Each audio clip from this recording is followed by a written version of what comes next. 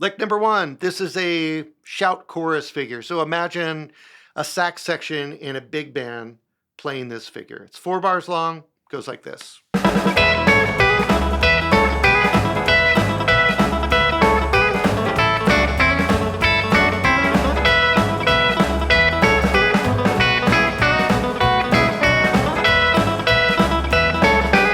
Okay, let's break this down. Remember, we're in the key of E. We're playing over a 1-4-5 progression in E. The nice thing about this lick is that it's all out of a movable E shape, and there's a lot of repeating parts, so less work for us.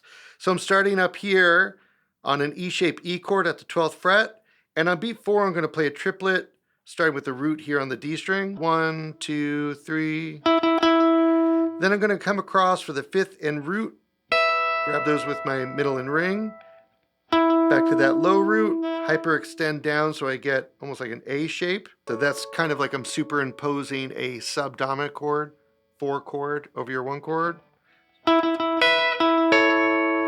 Back to that root again. Next double stop is flat 3 and 5, and then I'm going to hammer on to the 3. All together, 1, 2, 3. So that I'm going to repeat 2 times.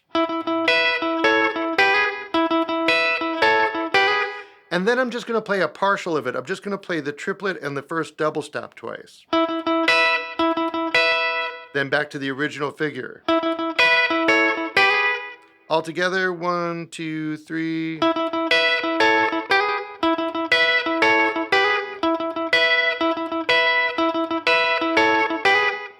So that's a 4-bar figure. Works great when we're playing over a 1-4-5 progression in E like this, where it's basically kind of a 12-bar blues, because we're on that E chord at the beginning for 4 full bars, so we could play this figure in its entirety. But what if we want to move this around? If I want to play this over the 4 chord or over the 5 chord, you're going to have to split up that figure. So if I'm going to play over the 4 chord, the A chord, I come down to here to an E-shaped A chord, and I'll play the first 2 bars of the figure.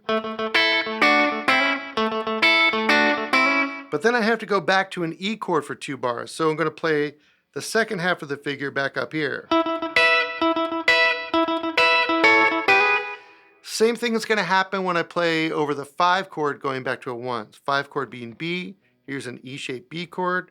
First 2 bars of the figure here. Last 2 bars of the figure are back in E. Great lick, also works really well over country tunes.